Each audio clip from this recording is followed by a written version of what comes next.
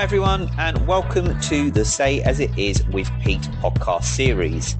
I'm Pete, your host, and each week I will bring you some frank and honest conversations covering various topics from learning and development, apprenticeships, funding, HR, strengths, recruitment, ESG, well-being, ED&I, employability, and much, much more. So let's get this week's episode underway and say as it is. Thank you for joining me in this week's episode, as I'm going to have an honest and frank conversation around the topic of another one bites the dust. That's right. If you haven't already seen, and I'm sure you would have done, especially within FE Weekly and in the press and things, that unfortunately this week, or last week I should say, we saw the sad closure of Qube Learning, which saw over 200 staff and over 3,500 learners be impacted by the sudden closure of another big leading training provider. And Qube Learning was one of the biggest training providers in England. And, you know, it's sad to see another one bite the dust. Now, the idea of this podcast is to cover a couple of elements. One, to talk about and give some general advice and guidance to those that may, or those that are affected by their job losses at Qube Learning, as well as providing some initial advice and guidance for those apprentices affected, and also for employers that are affected that have apprentices with Qube Learning. Now, from personal experience, I have been through very similar, and I used to work for First for Skills a long time ago. And what about, like I say, a long time ago, it's about 7 years ago before I came to my current role that I'm currently in now. And I remember that day very well, because when we'd obviously had our Ofsted inspection, which I was part of, and had a really interesting Ofsted inspector out with me who was from secondary school education, not FE background. So that was a bit of a challenge, but very interesting. I learned a lot from that inspector on the day, as they were with me all day. But we had our inspection, and then obviously we waited near enough 3 months for an outcome. It was very quiet within the First for Skills head office, which was based in Liverpool at the time. And I remember getting an email from the exec team at 10 to 3 on a Friday, like everybody else did, saying, thank you very much, but, you know, that's it. First for Skills is closing. And then 10 minutes later at 4 o'clock, we all got an email saying from the administrators that we were made redundant with immediate effect. The business had ceased trading, and that was it. We were redundant. So I know how that feels to get that communication. I know that gut-wrenching and pit feeling you get in your stomach, like, oh my God, everything has just been ripped away and you are now jobless. You probably haven't been paid yet. You've got bills to pay, and everything is just now in a massive kind of tornado whirlwind, and the tornado is ripping through your life at the moment. But please, you know, I'm going to give some advice and guidance on this because I have been through it. And, you know, subsequently, I went through it prior to that with another provider before coming to First for Skills. But yes, so for those that are affected, now those are the Qube Learner or Qube Learning employees. Now, when you're going through this, there's a couple of things I would suggest. First of all, one of two big things you need to do is go onto the government website and search for insolvency claims and put your insolvency claim through the insolvency service now.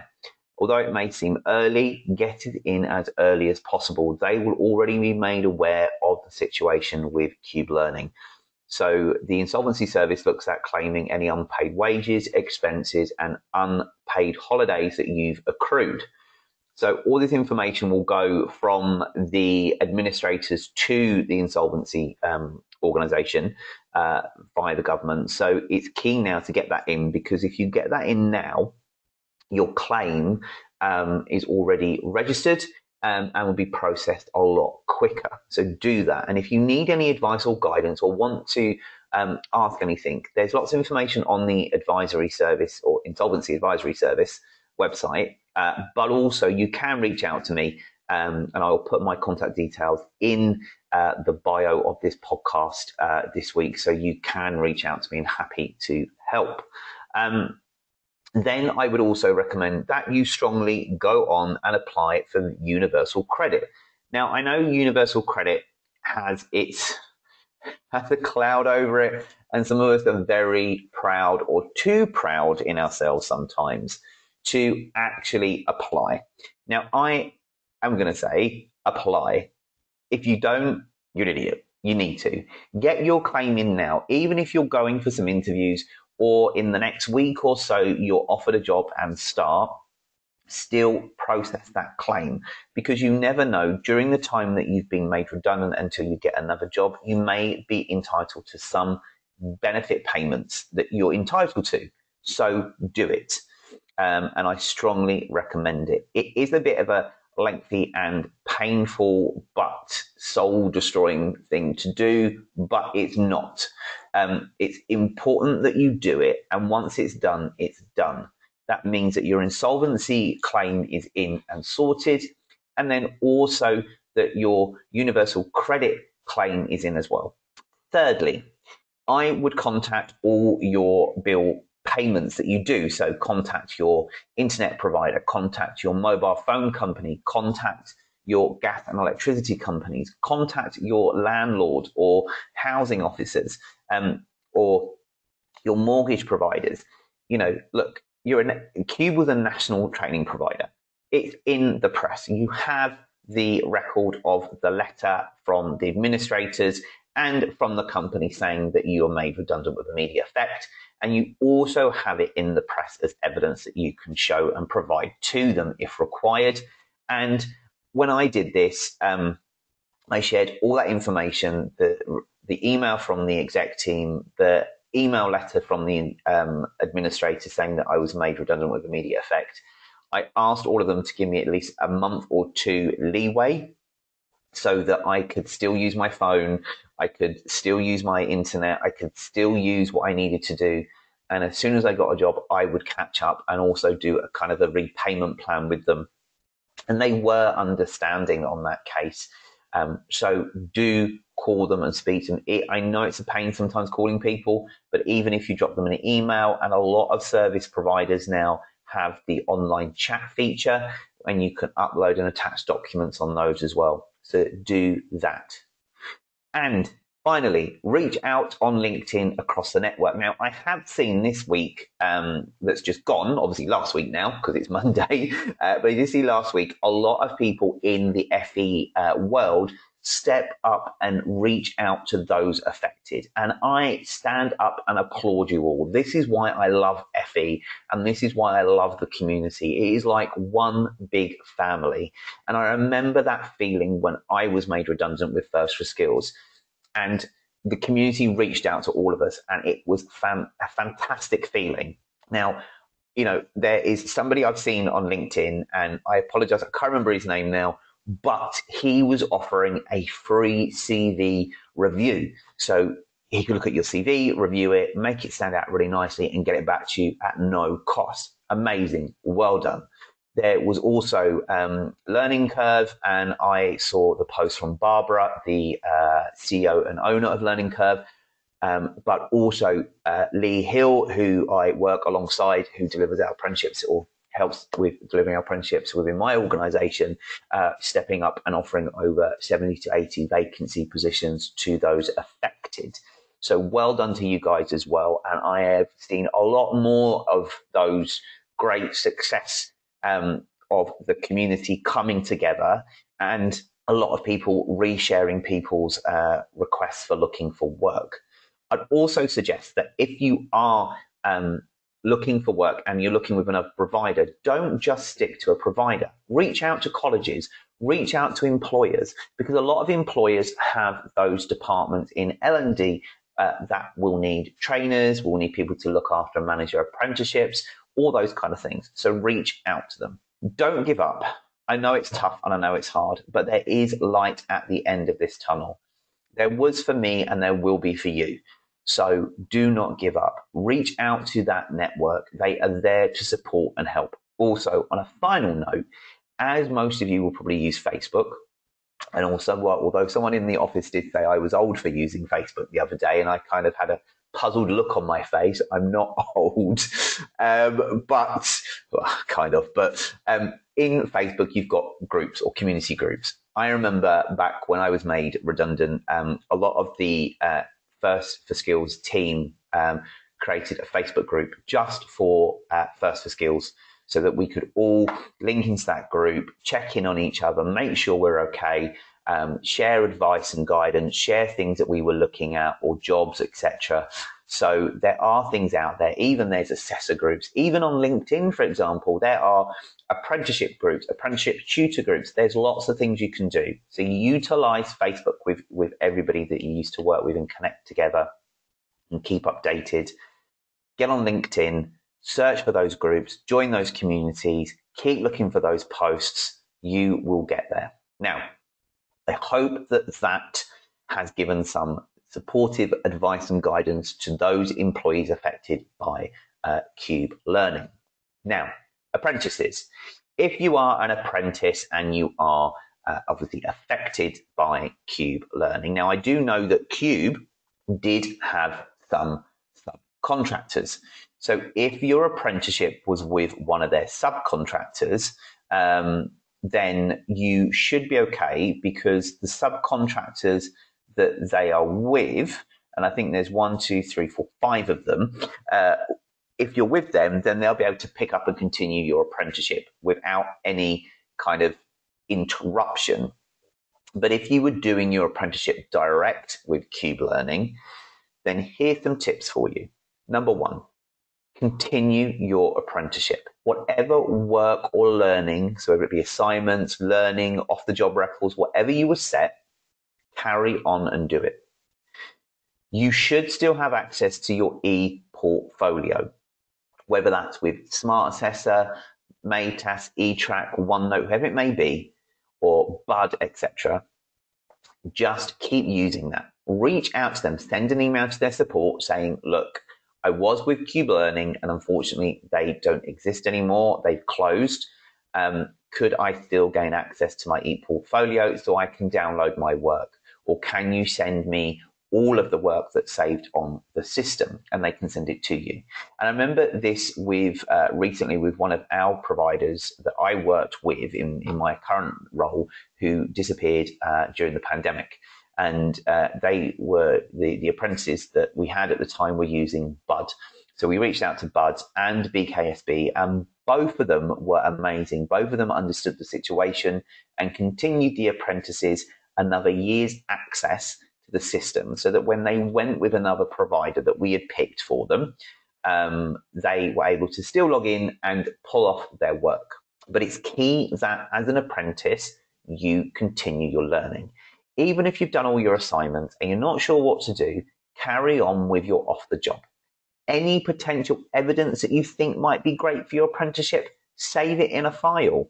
Keep that going so that when a new provider comes in and takes over your apprenticeship, you can show them all the work you've done from the time Qube closed to that point, but also all your previous work.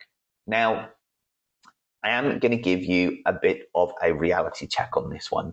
So as an apprentice, all the work that you've done before with Qube will have to be reassessed. And I know that is a pain because it's already been marked for you. Well, the upshot is, my friends, you're going to have to get it reassessed. And that's part of the process with a new provider. And I know it's a pain, and you probably sit there and think, what is the point? Well, unfortunately, it's part of the process. You may have to redo your initial assessment if you can't get onto your old assessment.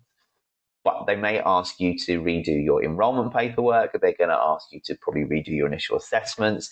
But that's okay. It's part and parcel. I know it can be disheartening sometimes because you think, I've already done this. Why are you asking me again? But don't worry. As I say, it's part and parcel of the process. and it's just the way that this is, and it can't be changed. But don't lose heart and don't give up on your apprenticeship, because you've put all this hard work and effort into it. It will get completed and you will achieve it. Now, on to employers. Well, employers, I have been on your side of the table as well, because when I left First for Skills, I applied for a role with my current employer, where I sold them an L&D manager role at the time. And I came across, luckily enough, they took the proposal and I joined the company. And part of that process was to deal with those apprentices that had been affected by the closure of First for Skills. And before I joined my current organisation, I did go back to one of my previous providers, which was Hawke Training, and I was able to give them some of my learners from Fortman & Masons, which they picked up, and Fortman & Masons has been with Hawke for the last 6-7 years, which is amazing, and I'm so proud of that. And it was great to hear and see that those apprentices I started with continued and finished their qualifications. So that is amazing, and it's great to see that more apprentices are carried on. But this is the advice and guidance for you as an employer. Now, if you've had learners that have been affected by the Qube Learning closure, and that those apprentices you have within your business are having direct delivery via Qube Learning, then the ESFA would already be aware of this and have already reached out to some providers asking them to provide support. So there's a couple of things that will happen. One, you'll get an email or a letter in the post from the ESFA advising of the closure of Qube. You'll also be told that they will be there to support you in finding an alternative provider to support with continuing your apprenticeships. Now, some providers may already be reaching out to you saying that they understand you may be affected and can they help? And that's where you'll pick that up and run with them. If you haven't heard anything in the next 3 weeks, then reach out to the ESFA and advise them that you haven't heard anything. Also, you may have apprentices that are with Qube Learning, but are currently doing their apprenticeship with one of their subcontractors. And have a look at that, because if that is, then the subcontractors will continue delivering their apprenticeship. One of the key things I will say, and is the important thing to do right now, is to log on to your DAS account for your apprenticeships. And any learners you have with Qube Learning, put them on pause. This will stop any additional funding leaving your levy account, but also it pauses their apprenticeship. And then once you know what new provider they're going on, what you'll then have to do is follow the advice from the provider by stopping their apprenticeship and then setting up a new cohort for that provider so they can add it on. The length of the qualification will slightly change based on that transfer of learners. Now, I know how this all works because I've been through it before. So if you want to reach out to me, then please do. I will provide my details in the bio. Also, I do have an apprenticeship advisory consultancy service as well that I am offering up, where if you are unsure as an employer what to do and how to handle it or manage it, then you can reach out and pick on my services to support you. But also, speak with your apprentices. Just let them know that there may be a change of provider. Just reassure them. One of the key things I am going to say to all employers where they have apprentices with Qube Learning is do not end that person's apprenticeship. Just because the provider is closed does not mean that that apprenticeship is no longer valid and that you cannot support that apprentice in your business. Now, I have seen provider or employers do this before, where a provider is closed and they've said to their apprentices, well, if the provider's closed, I don't have an apprenticeship for you. We're ending your apprenticeship. Don't. If you do, and I find out that you do, I will name and shame you. Sorry, it's not right. You shouldn't do that. As an employer, you should step up the plate. You should make sure that your apprentices are still being fully supported for their apprenticeship. So sit with your apprentices and ask them about what apprenticeship they're doing. Just double check with them who was delivering, whether it was Qube directly or whether it was one of the subcontractors. If it was with Qube, then make sure that they understand that there may be a slight delay in the next visit, but you're still supporting their apprenticeship. Get them to do more off-the-job learning, make sure they complete any assignments or work that they need, and just keep them engaged during that process because it can still be done. Now, what I also will say as well, and I know this from myself and I use it as best practice, don't put all your eggs in one basket as an employer. And we should all remember that in life and in general, especially in business. I use several providers so that if, for example, this happens to me, I have additional providers that I know offer those qualifications as well, and I can reach out to straight away and start transferring my apprentices to them and have those great conversations to get it moving. Now, some employers just may have one provider and think, oh my God, I've got to go through the process of another provider. Well, as I say, the ESFA are there to help, and also I'm here to help you as well if you have any questions or want to lean on my consultancy service. But also, what I will say is, if you do only have one provider and you're not affected by the Qube Learning situation, but you just have the one, I would say start looking at one or two alternate providers in the background that you know you can lean on if needed. And it's always best practice to have a fallback in any case.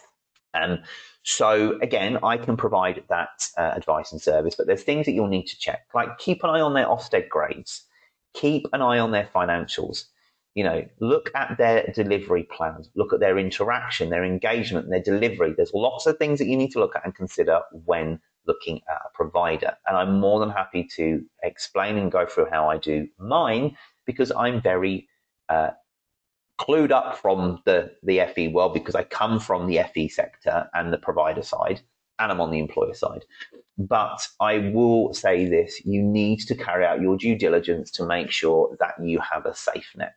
Now, I know it's really tough right now out there for the Qube employers or ex-employees now, the apprentices and the employers. And it seems that it's kind of you're in the dark and not knowing what's going to happen. But I can tell you that the search and rescue teams are on their way. There is light at the end of the tunnel, or you can see light through the trees. We're on our way in to find you and pull you out and bring you back into the beautiful light to carry on your apprenticeship, get people back into employment, and support everybody along the way. Now, I hope that this information and this podcast has been helpful to those affected by Qube Learning, both the employees that have been made redundant, the apprentices, and employers that are affected. What I will also say is that this Ofsted report that was done, now Ofsted did this report back in November with Qube Learning, and it takes from the initial inspection for a provider, which is only a week.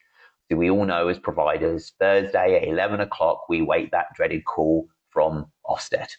And we know that Monday morning, 8 a.m., they're on the doorstep. But we have to remember that when that call takes place and the Ofsted team within the provider is activated and everybody gets ready for it, that initial week is done and provisional grades are given.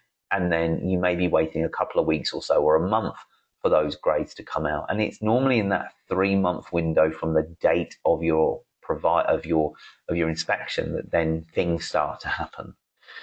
So the senior exec team of Qube would have known over the period of time from November up until now what was happening and what was going on, because the DFE and the ESFA would have been involved as well as extra providers being reached out to who would have already known and been told to hush at the moment until it's officially announced. It's a shame to see that another provider has bit the dust, and I have to say that following COVID, when Ofsted inspections then started up again, it has been a tough time for providers, and I continue to see providers bite the dust every week or every month, and it's a shame.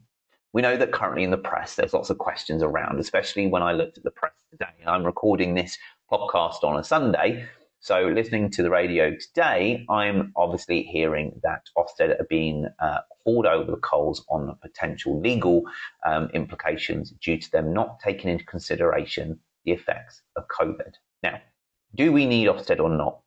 I say yes. Maybe Ofsted needs to be overhauled and the common inspection framework needs to be looked at again. But I believe that we all need to be held account for the way that we deliver things in the education sector. And having this assessment is great. And I know a lot of work goes into providers, schools and colleges, even nurseries, etc., who deal with Ofsted, follow the guidance and make sure that they are up to code and that they're doing what is required to meet any of the 4 outcomes of an Ofsted inspection. And the gradings can be hard. Sometimes the gradings are not so great, but actually there's lots of good things you do, but it's very, not objective, but it's very subjective. So it's dependent upon the inspectors, I feel. And I feel that Ofsted do need to change their approach slightly, but I don't think Ofsted reporting should go. I still strongly think it should be there. I know that a lot of providers now, or colleges and schools, etc., do employ, Ofsted or ex-Ofsted inspectors and various other things to support with planning and preparing for an Ofsted inspection. So, does it seem fair that we keep seeing providers disappear? Well, yes and no. I'm on the fence on this one. But what I will say is that as we continue to see bigger providers go, it means that every other provider is then affected by them picking up all of the learners that need to be completed, which is good for some employers, but great for some providers. It helps them grow their business even more. But it's all that turmoil. But remember, people, everyone is human and we all need to be shown respect, love, and attention, and also be taken care of, to make sure that when we're all dealing with situations like this, we show that our human side on it. Now, I think that's all I'm going to say on this for this episode as I wrap up this week's episode of Another One Bites the Dust. Now, thank you very much for listening. If you want to take part in any podcasts, then please reach out to me, and I'm happy to have that conversation and get you involved in some of these upcoming episodes. I will even tackle some of the previous episodes we've had. So feel free to reach out to me. As I say, details are below. So reach out, let's have that conversation, and let's get you on a podcast with me for a Say As It Is with Pete. So again, thank you for listening. Have an amazing week, and remember, it is going to be a great week regardless. Okay? So again, you can listen back to this episode and any previous episodes via Apple Podcasts, via Spotify, or via the rss.com channel I have. But keep listening, because every week I will drop a new episode. And until next week, thank you for listening, and catch you next Monday.